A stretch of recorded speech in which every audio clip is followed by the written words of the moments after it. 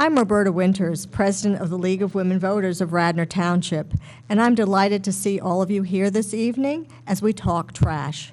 So you know, this is a collaborative effort not only of the League of Women Voters, who was instrumental in starting our recycling program in Radnor many years ago, but also of the Radnor Conservancy, the Radnor Township, and the Ready for 100 project of Radnor, which is sponsored by the Sierra Club.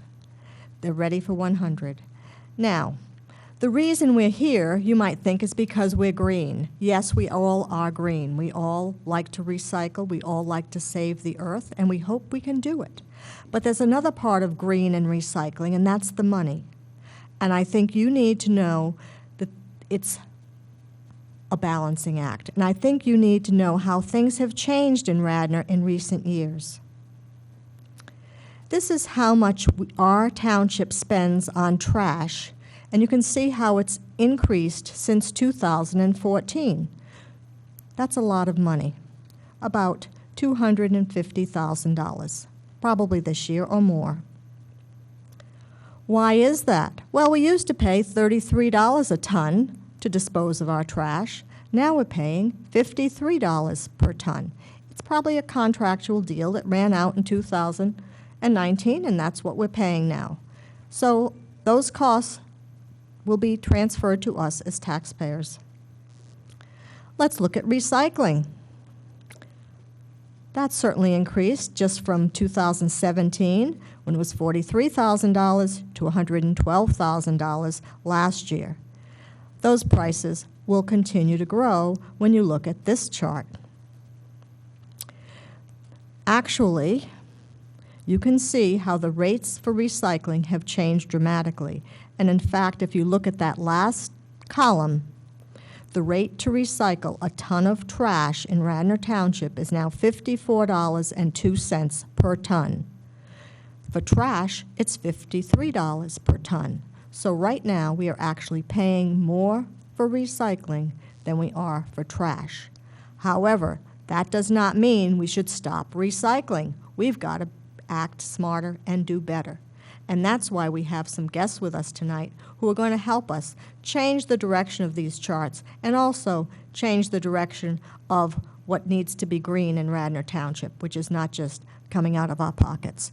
So I would like to ask Gretchen if she would like to come up, who is the head of our Radnor Conservancy, the executive director, I believe, and she will introduce our excellent speakers. So you know what the format is today. You're going to hear two speakers, and then you can raise questions. We have two League of Women Voters volunteers in the back. Would you raise your hand? Barbara and Tom Schroudenbach. They will be handing out cards, collecting questions, because we want to make sure we use your time wisely and you hear the questions written specifically and answered directly. Thank you. Good evening, everyone. I'm Gretchen Grobel with the Radnor Conservancy. Thank you for coming out tonight.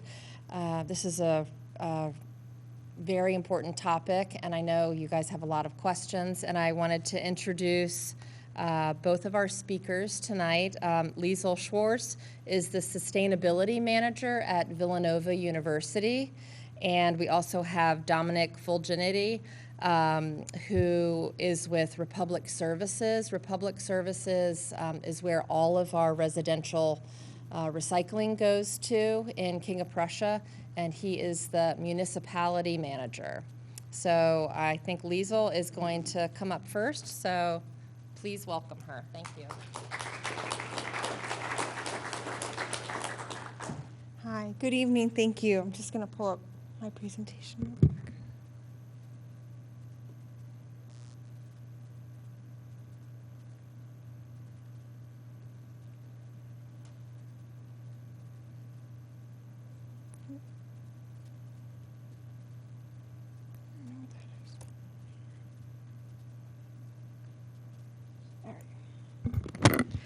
Can you all hear me? Okay, wonderful. Hi. Thank you so much for the introduction and for setting the stage for this important conversation.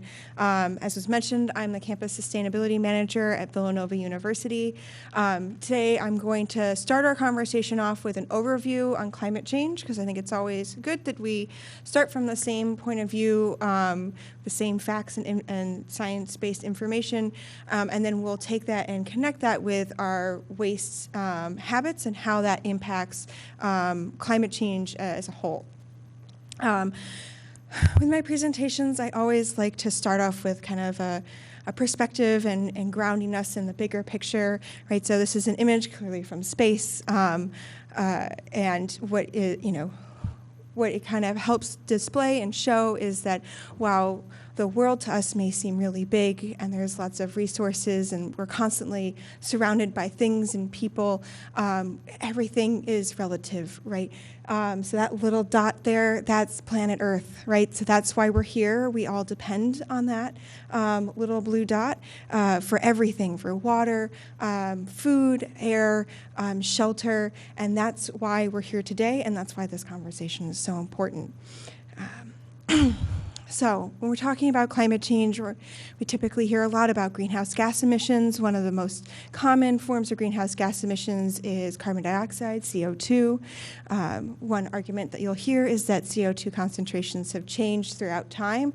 Yes, that is 100% true. They have changed throughout time. We've had ice ages and warming periods throughout our planet's history as far back as we are able to measure 800,000 years ago.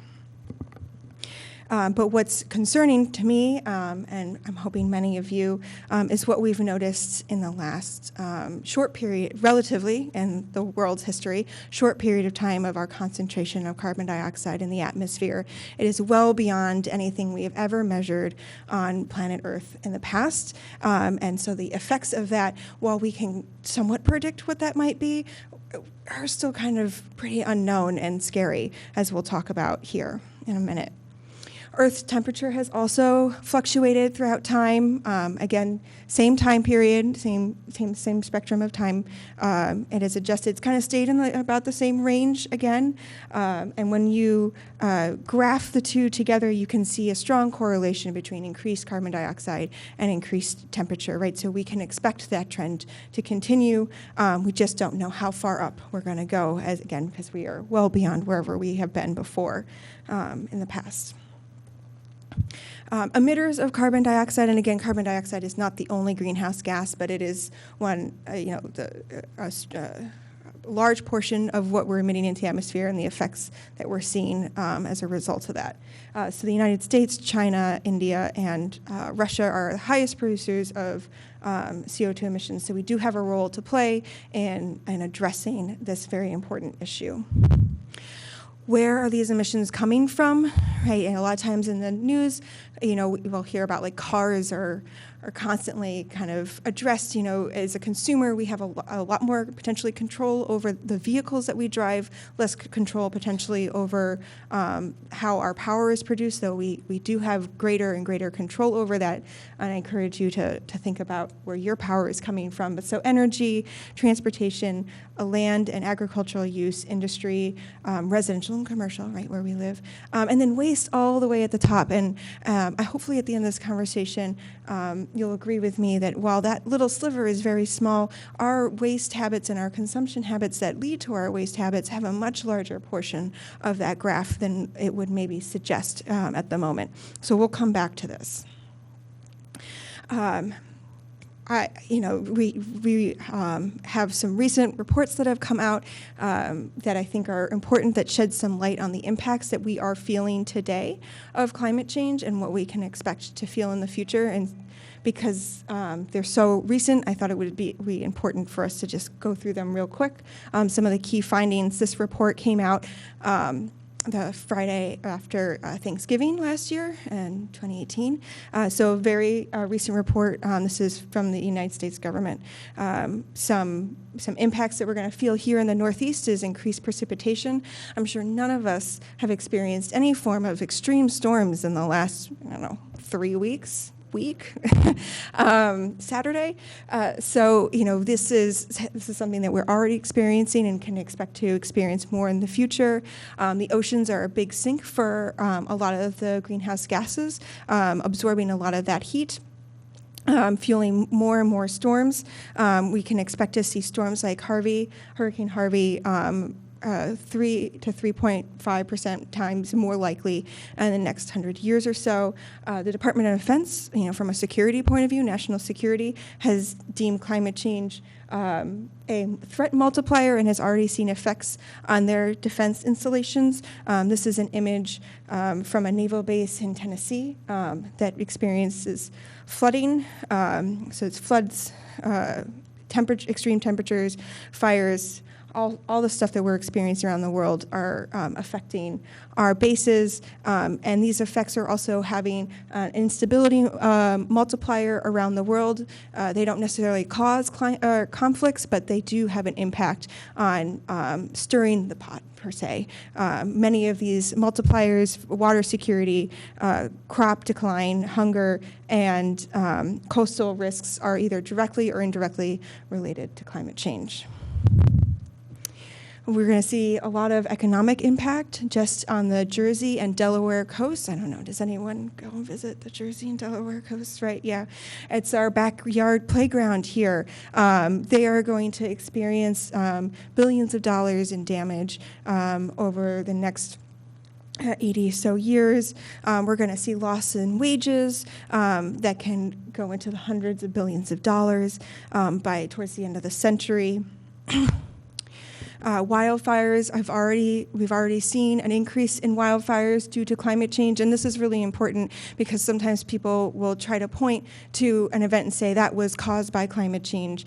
It's very difficult for anyone to make that argument, but we can say that they were impacted or made worse by climate change pretty definitively now. And so wildfires, while they would have definitely happened without climate change, are happening more frequently because of it at this point in time, and we're going to see that increase over the years.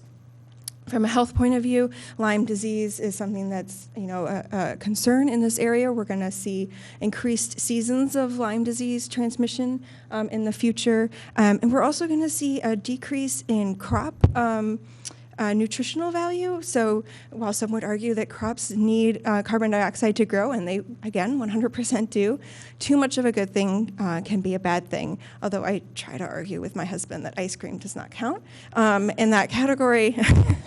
But in this case, research has shown that we will see a decrease in dietary nutrients from our plants, and so we'll not only need to grow more plants because we have more people, but because it's providing less nutrition for us overall.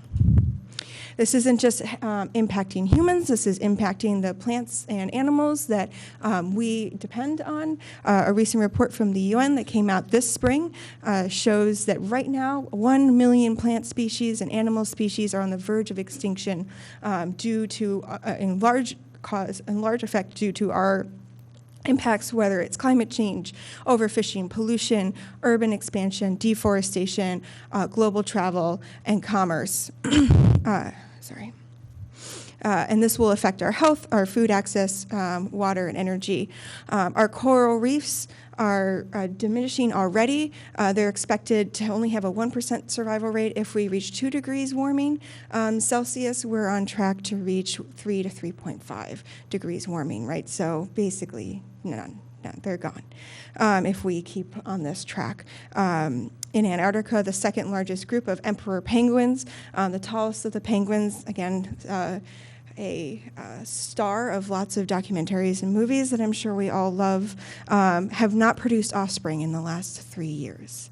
Right? So this is real world happening today impacts of climate change. So key points, climate change is happening. It is human caused. We are already seeing the effects. This is not something that's happening in the future. It's not something that's happening to someone else. It is happening to us. We are feeling those impacts as well as everyone we love and care about. And if we don't do something about it, the planet will be a very, very difficult place to live. So what about waste, right? Because that's what we're here about. We have created a take, make, waste society where consumerism drives a lot of our purchasing decisions, and as a result, we end up using more resources than we really need, and wasting a lot of them in the process. And so where, again, I want to start the big picture, and then we narrow down, right? I think a lot of times when we talk about waste, we focus on recycling, we focus on trash, and we focus on maybe composting. But we're not thinking about the other two R's, right? Because we've all learned this in grade school: reduce, reuse, recycle, and we're going to add a third, refuse, or fourth, refuse. So when you think about how you can impact your waste footprint in your township or in your community, think about it from the top going down to the bottom. So refuse, just say no. And this is hard because there's ads everywhere. Every time you turn on something, you open your phone, like someone's trying to sell you something, and it looks so great. It's shiny, maybe sparkly, and you want it, and I don't blame you. But we need to stop and think, like, do I really need this? Is this something that I really need? Do I have this already? Or is there something I have that I can use instead of this new item? All right, so just reducing the volume overall. And then reduce, right? Reduce the amount that you're using, and also think about the types of things that you're using and their impact either before it got to you or after it leaves you, right? So an example I like to use is household cleaning products, right? We all presumably have some at home. Some of them have more toxic chemicals in them than others. There are ways to reduce those harmful impacts very easily, either by buying a product that has lower harmful chemicals or even making your own. Vinegar solves like 90% of your cleaning problems at home. It's cheap, it's easy to use, it's not toxic. Your kids or your pets can be around it. Trying to reduce the harmful impacts that we have on our environment, not just the materials themselves. Reuse, right? So of course, I come prepared with props. Reusable items are fashionable. They have somewhat led to like a consumption craze themselves, right? How many of us have a whole cupboard full of reusable bottles at home? I kind of do, because I get them all the time. Like, people just give them to me. Reusable bags too, right? How many of you have the bags with the bags in them? Right? That's we all have that, right? So we're trying, but it's hard because consumerism will keep pushing more. The sharing economy, there's so many great opportunities to share and reuse items from your community members now. The dress I am wearing today, I purchased from a woman who no longer needed it. After a few months, and now I get to use it for a few months, and I plan to pass it along when I no longer need it, right? So we can share things. We don't have to buy new. And I also want to point out there is a great effort, both locally and nationally, to just buy nothing. And the idea is, like, it'd be great to, exchange money for things, but there's also sometimes, like, just take it. It's fine. And then we'll pay it forward. In the future, if I need something, you'll share that with me if you don't need that. And so we have representatives from the Buy Nothing community. And this community, is anyone here representing?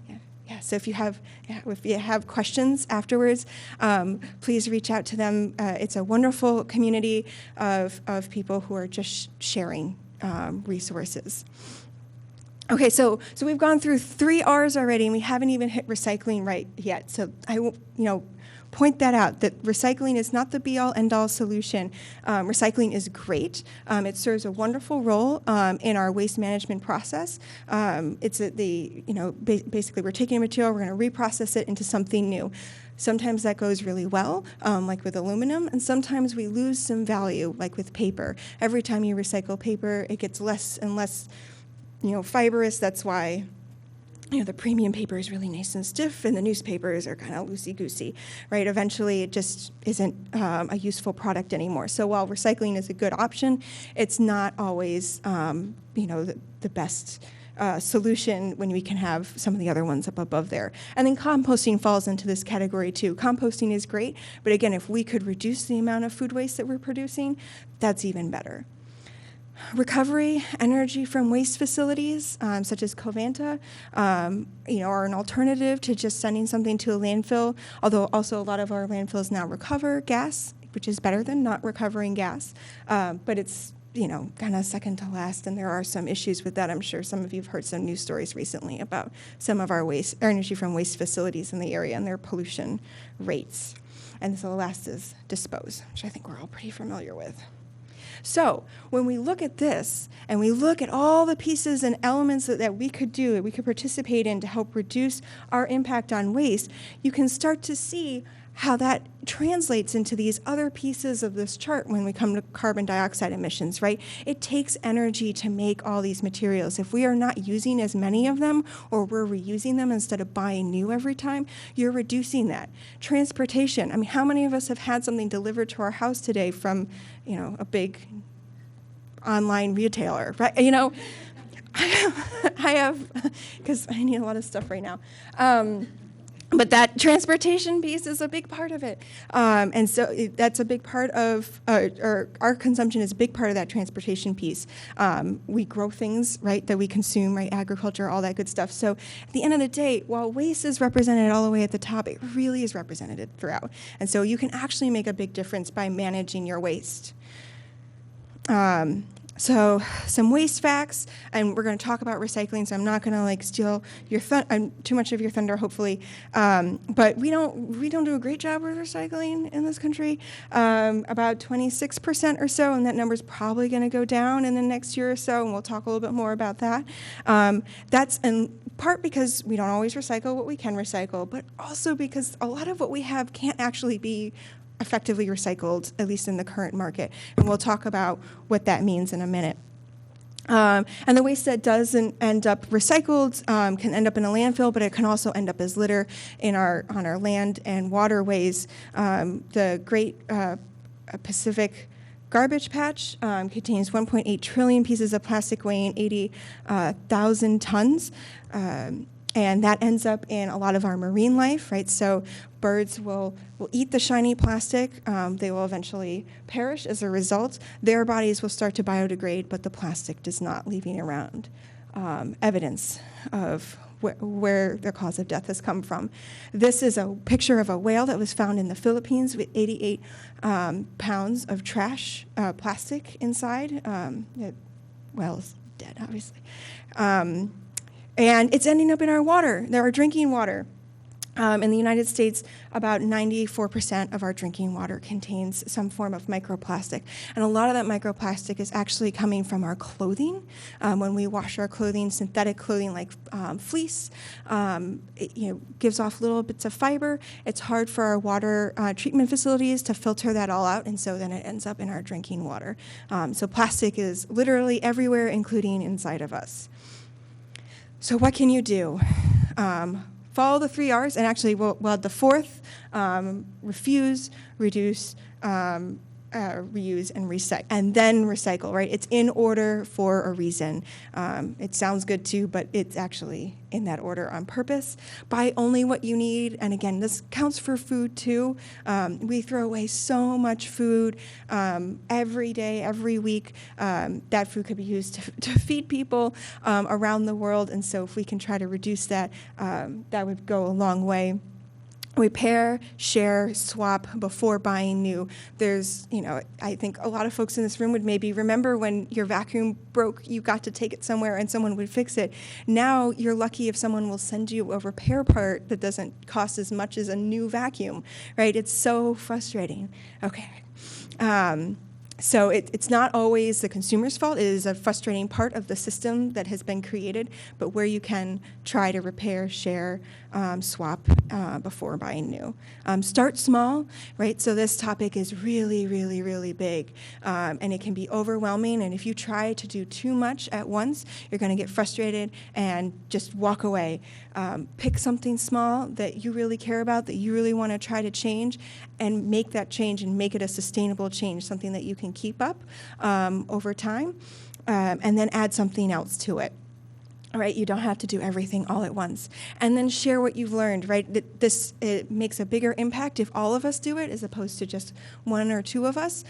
So talk with your friends, talk with your family, encourage them to make some of these behavior changes, have some fun with it. There's a lot of really great communities that have popped up around these issues, so you're not alone, and there'll be people there to support you. Thank you so much for your time. We're going to take questions at the end after the next panelist, but feel free to contact me if you have any follow-up questions.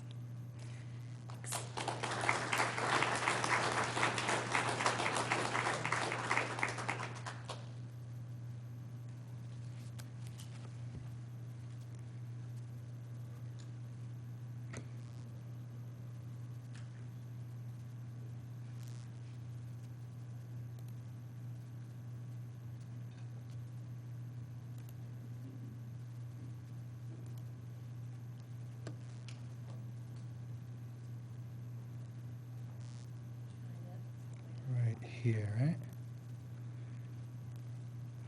Good evening. My name's Dominic Fulginetti. I work for Republic Services. All the recycling material from your township ends up at our recyclery in King of Prussia. So very, very familiar with the community.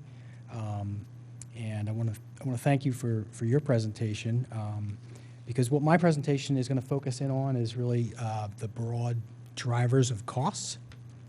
Sure. What my presentation is going to focus in is really more the broad drivers of costs and why recycling is rising as part of your budget, as spoken about earlier in the meeting. So the value of reduce, reuse, and recycle is going to become apparent. So the business model for recycling is about 30 years old now, and so that model is essentially broken. And so there's some things that have happened in the past, I would say 5 years, really accelerated in the past 2.5, that are driving these changes. So you have the trends, the pictograph of the newspaper turning to the iPad. So the iPad rolled out 2009, and it's basically decimated the newspaper industry. I think there's 2 paper mills left in North America, and both of them are in Canada. So the recycling industry, that's important because recycling really was based on bottles, cans, and newspaper. The second pictograph there is the Tide bottle, and that bottle was a great material. You can turn it into kayaks and park benches and all kinds of good things, but the trends in the industry, changes in packaging, are leading that Tide bottle to disappear from the stream and turn into these pod bottles, which is still technically recyclable, but it's not as valuable, and it's not as easy to find a buyer for that type of material. And there's obviously the trend in lightweighting. Long story short, if you see 48,000 plastic bottles, it essentially takes twice as much work to aggregate 1 ton. And that's important because the commodity values are all based on tons. So if we think about trucks driving around communities and picking up material to then sell it, they're basically having to do twice as much work. So that drives cost. And then the final pictograph is the commodity values. That's actually a real screenshot of something in the Seattle area, Pacific Northwest area, and it demonstrates that the commodity markets for old corrugated cardboard are down 40%, and mixed paper is down 95%. It's essentially worthless. So just to recap, the China Sword, this is something you guys have all seen on the news. It's broadcast almost nightly now, but broad overview on that. For the past 30 years, China's been about 40%. They've been soaking in about 40% of the world's market for recyclable materials. That's they've got some tremendous environmental problems in China, separate and apart from any political trade war issues. In 2017, they rolled out an initiative to clean up their environment, and one of the things that they did was to reduce the allowable contamination.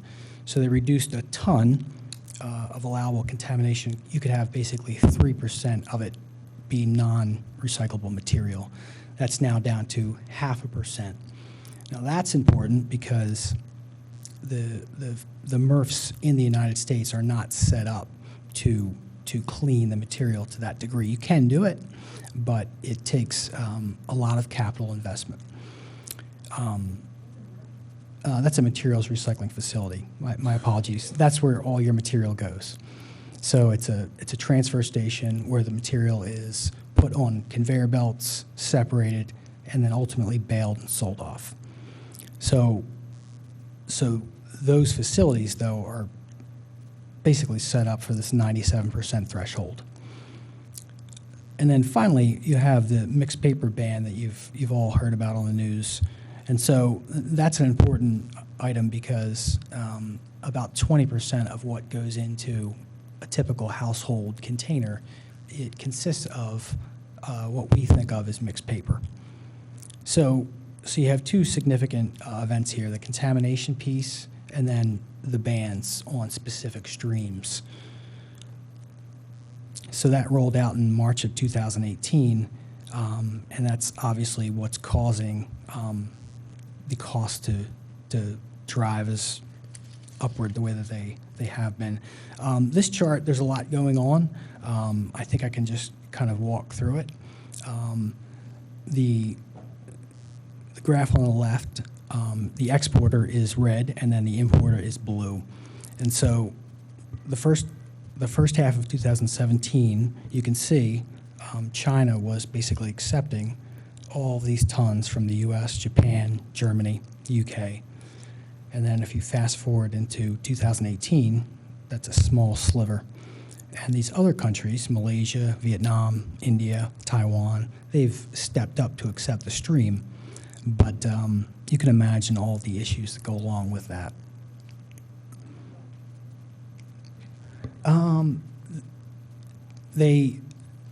So if you have a ship and it's meant to go to Hong Kong, and all of a sudden that ship can no longer go to Hong Kong and it has to reroute, there's all kinds of cost overruns that when you have to.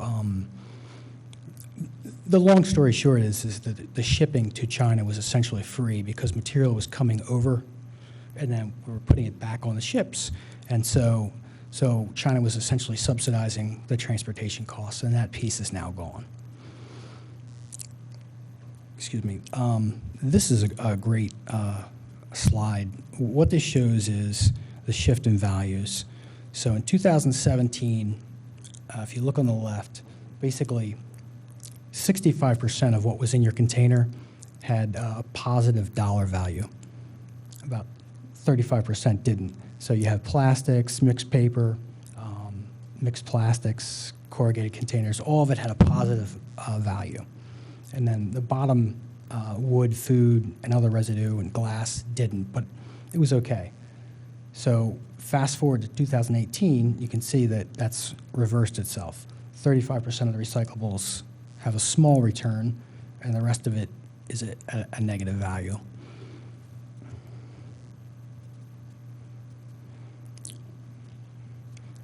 So this is designed to show you a quick overview of how recycling is priced at a typical township.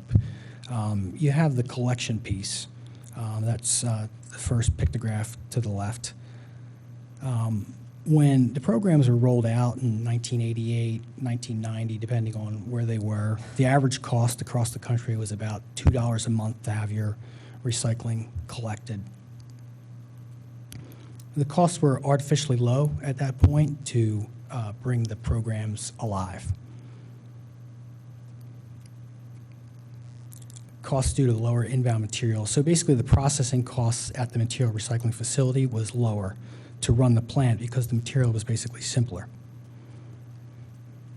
The commodity values were very strong, about $200 per ton. Those are numbers that were pretty normal across the country.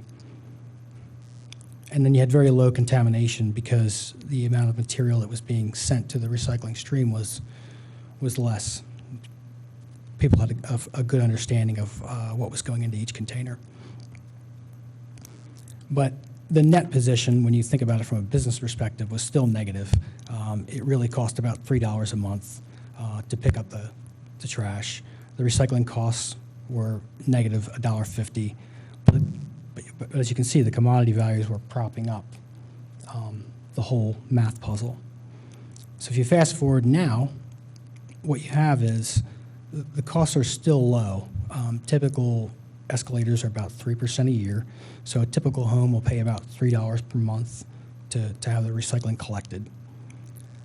But the processing costs are much, much higher. So $100 a ton is a typical number that we often put into our calculations. And the commodity values, as we've spoken about earlier, have collapsed. So they're about half of what they were. Contamination is greater, obviously. So what you have is a negative position.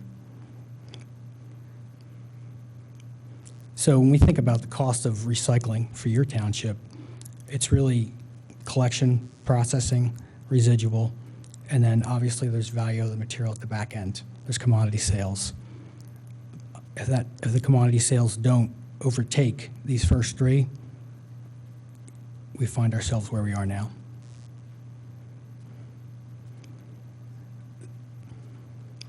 So what we're doing is reaching out to all the municipalities, trying to educate people on what the issues are. And then as these contracts come up for reset, we're basically resetting the price to an appropriate level so that we can continue to recycle.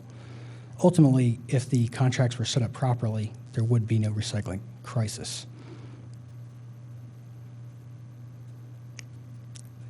These are things that we can do to educate people. Obviously, container labels, tags, door tags, reference guides. These are all things that need to be done on a daily basis to continue to let people know what is and what isn't recyclable.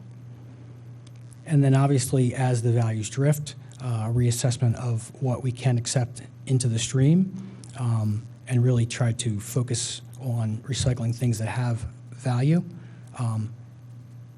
as well as being beneficial to the environment.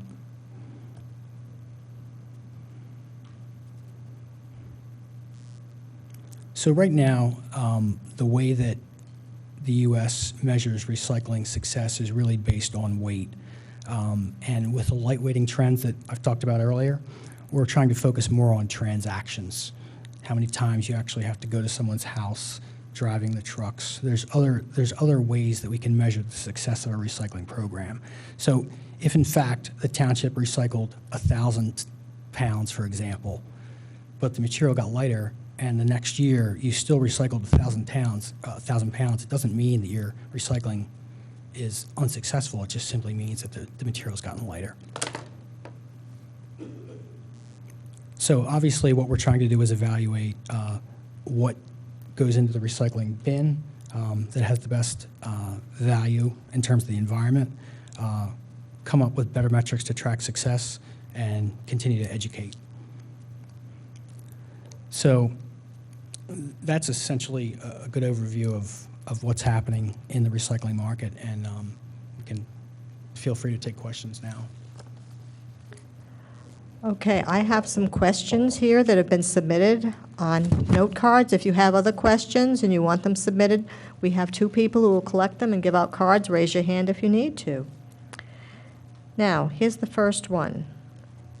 I have heard that counties down south and out west are years ahead of us in compost collection and banning plastic bags.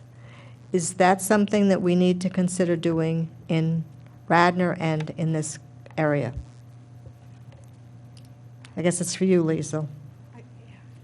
About composting. Yeah, okay. So composting is a complicated topic because every state and area has different rules around composting. The rules in Pennsylvania make it difficult for large-scale composters to operate, and so as a result, we just don't have a lot of large-scale composters that exist. Now there are a few, and there's some that are marketed to residential consumers, and so you can typically find them at your local farmers market, represented there. But I know, at least as an institution, we have a really hard time finding anyone who can take the amount of compost that we produce on a given day, and so that's been a challenge for us.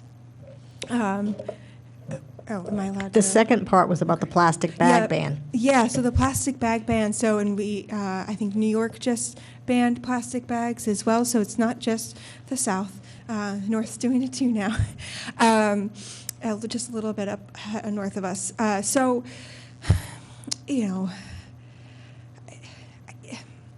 I personally do not prescribe to the idea of banning items. I find that people have a pretty negative reaction when you take something away from them.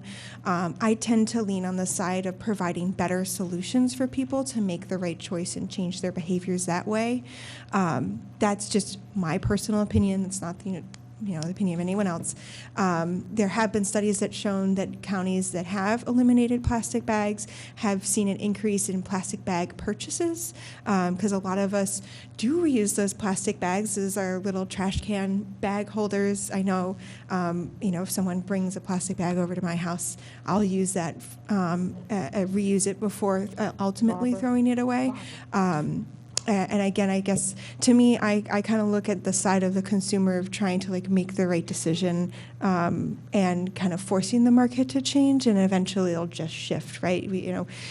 How many of us have not purchased an LED light bulb or a CFL light bulb, right? We didn't necessarily get rid of all the incandescents, but for the most part, it's out of the market at this point in time. It's that kind of example. Thank you. We have people with their hands up. If you have a question, please put it on a card. Do not raise your hand because we'll take them this way.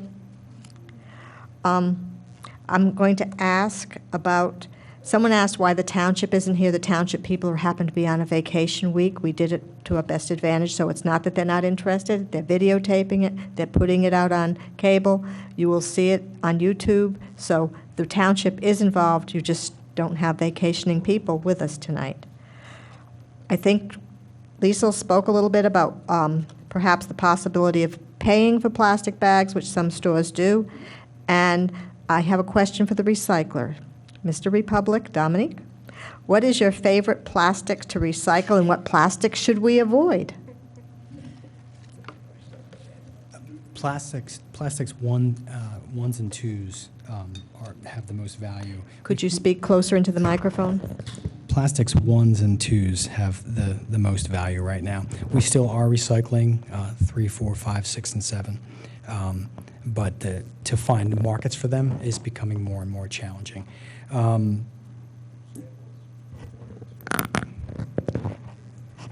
Sure. So the plastics ones and twos that we spoke about would have been like that Tide bottle. I want to say a little bit about the plastic, though. There's a lot of there's many articles in the media right now about plastics, but it really it's really as a result of the collapse in the commodities markets. So basically, because 3 and 7 are becoming unmarketable, they're essentially becoming contamination, meaning we can't sell them. So it's confusing to people because they've been told that they can recycle 3, 4, 5, 6, and 7, and now we're saying, well, hold on a second, we can't sell them. But the plastics in the environment, like you spoke about, it's almost a separate issue. It's almost a litter issue, really. So the straws that we hear about and the water supply, it's not coming from a lack of recycling per se. It's more just the environment. Yeah. So. Would you stay up there, please? I have another one for you. One person suggested that we might go back to separating recyclables. We now have a single stream. Why do you feel, how would you address the single stream versus the separation that we've done in the past? So we've done studies on this as well, but the industry came down on the side of single streaming because it eliminates another truck, wear and tear on the road, the CO2 emissions, and while you do get contamination, it's important to note that the commodity values that we spoke about collapsing, even if the material was 100% clean, you still would be in a situation where you're upside down. Essentially what happens is the material gets collected by your township trucks, brought to the King of Prussia Materials Recycling Facility, and then marketed. When it goes to a landfill, it's a fairly simple process. It's deposited at a landfill, and then it's maneuvered around and put in different spots in the landfill. I'm simplifying, but that's basically what they do. With a recyclery, they have to do all that work twice. So if there's no value to the material, even if it was completely clean, you're still handling it more.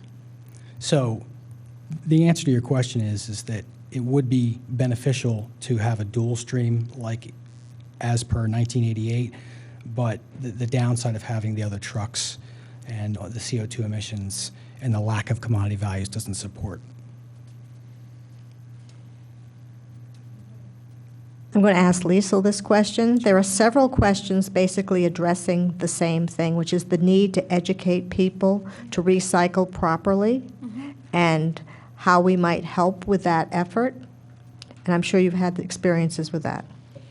Yeah. So it's really difficult. And speaking as a representative of a university, where every year we get a whole batch of new students coming from all over the country with totally different recycling rules in every single area, it can be really challenging.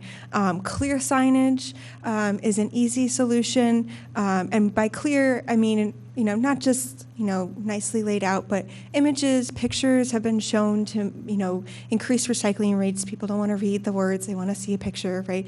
We compromise and put both on there just in case we do get a reader who's looking at the sign. You also want to make sure that you have recycling next to trash, that you don't have trash in one corner and recycling in the other corner, because inevitably the recycling will get contaminated and there'll be a lot of recycling in the trash. We actually did a pretty concerted effort a couple of years ago. We used to have just trash in the classrooms at Villanova because it was disturbance to the class a lot of times to pull trash and recycling out throughout the day. So we compromised and just put trash in there, and then recycling centers out in the hallway. We took all of those out of the classroom, added more recycling and waste centers together in the hallways and public spaces, and we actually had a student do a study to see if that changed the recycling rates, and there was also concern that there would be trash left in the classrooms. That wasn't the case. Students did not leave trash in the classrooms, and we saw better recycling rates than we did before. So we've moved to change that in a number of our academic buildings. So there's some smart placement of bins and signage that are important. I think right now we're in somewhat uncharted territory in that the markets seem to be changing faster than we can update signs and print them and put them out. So I can't necessarily say that that's like the best solution for every situation. It has worked pretty well in the past, and we'll keep trying to update that as we see this issue evolve over the next couple of years. This one is for Dominic. Some people here would like to, I want to give you two questions at once. What is the most valuable thing we can have to be recycled? And also, it's our understanding that our trash does not go to a landfill but goes to be burned at Covanta. Is that your understanding as well? Yes. Okay. So our trash, our plastics, whatever is not recycled, when it's trashed, goes to be burned at Covanta. Correct. The most valuable material in the stream right now are the metals, the aluminums. They also have the highest value in terms of CO2 reclamation, meaning you can recycle paper and things of this nature, but the product becomes degraded. We're already capturing a lot of that material, so the metals and the aluminums are the place that we want to get to.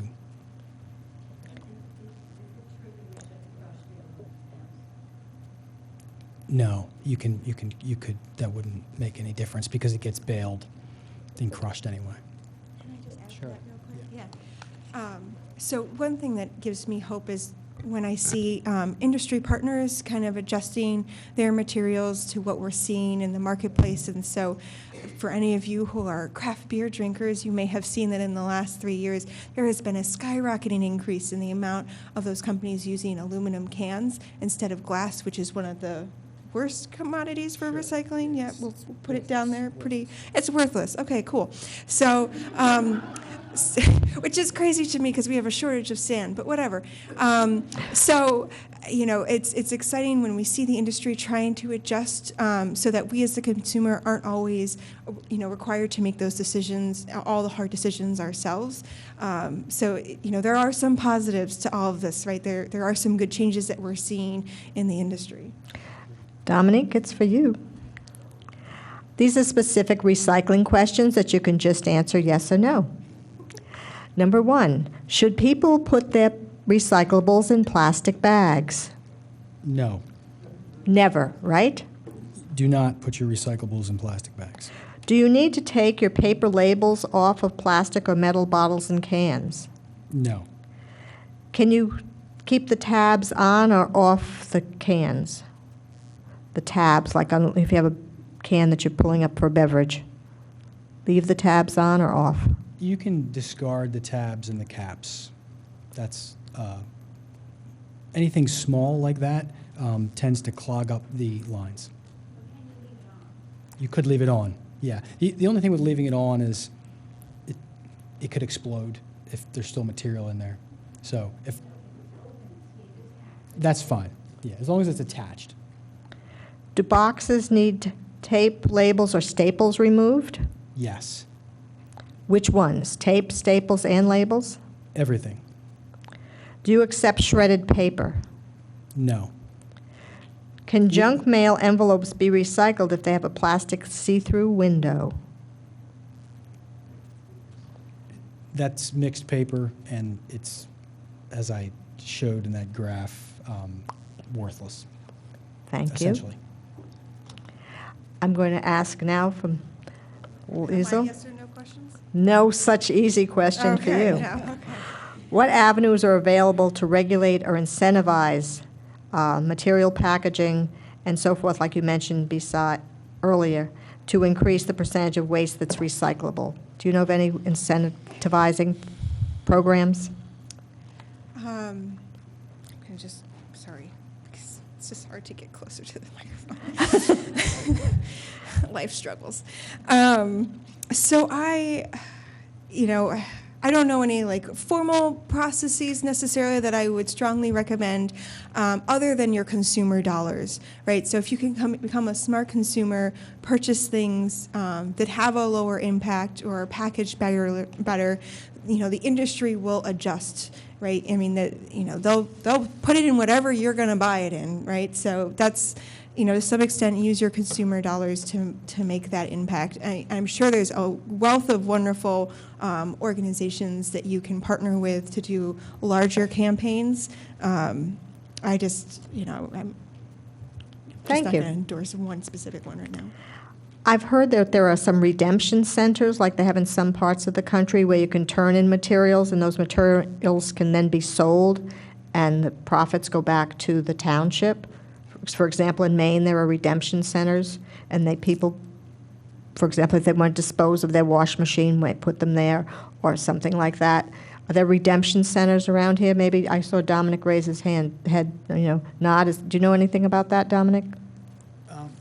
I don't know of specific redemption centers, but the idea of a localized solution to bulk goods or composting is really the ultimate solution. Thank you. I'm going to ask, someone has asked some questions here regarding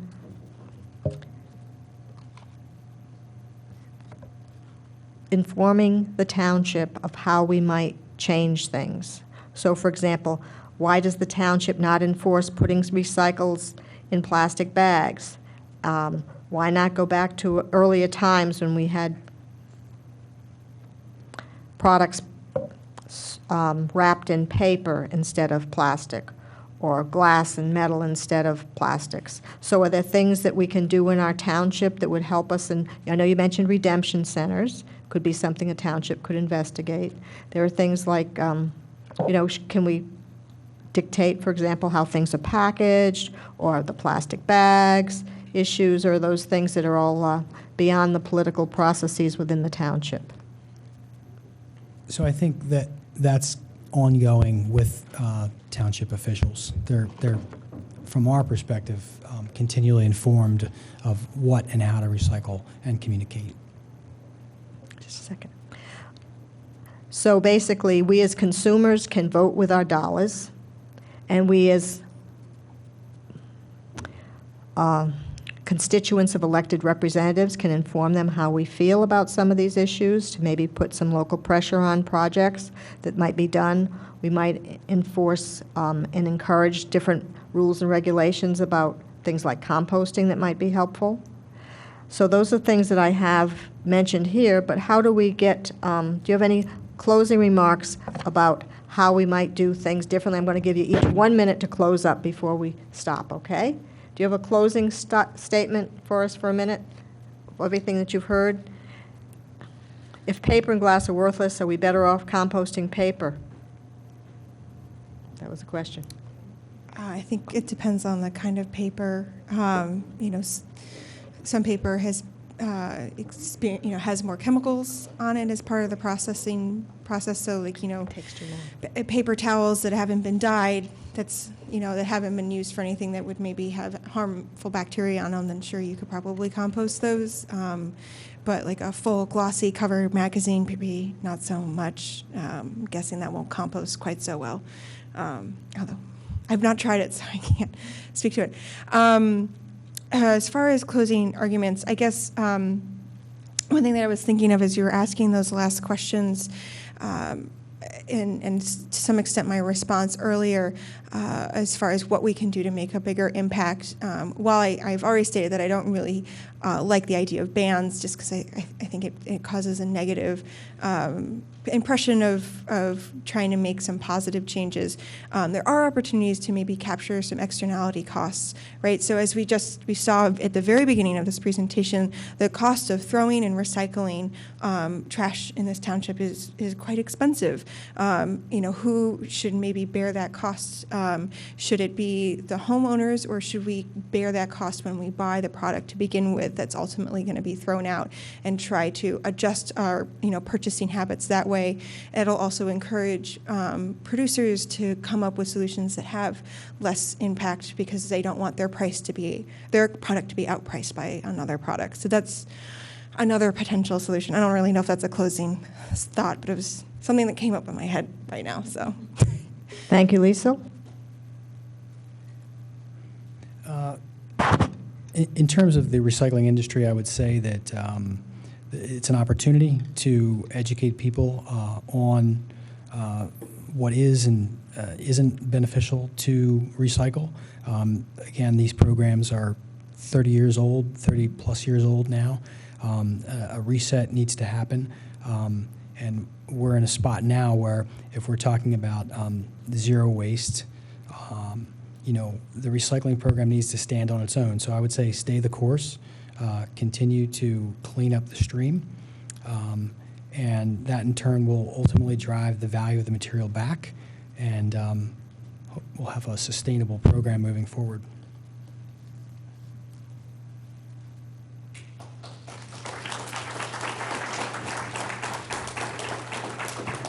And I just wanted to mention, if someone had submitted a question that was not answered, I will take those questions and make sure I get the answers. And if anyone has any additional questions, feel free to write it down with your email, and I'm happy to get the answers and follow up with you. So again, my name's Gretchen, and thank you for a great presentation. So.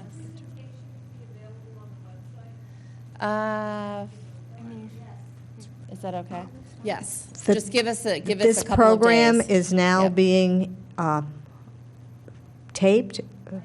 It will be available on the YouTube channel under Radnor. Yes, I will make sure that they're available. It'll probably go through. Ian does all of the IT stuff, so I'll. Public Works. I mean, it'll come down through Bob Zinkowski, I'm sure. Yep, it is. It is. Actually, sure. I see I'm someone not sure. here from the Environmental Advisory Committee, and also two people who are commissioners. Sarah Pilling is. So we have two of our local commissioners here, as well as someone from the Environmental Advisors, 3. So thank you for coming, So commissioners. thank you all.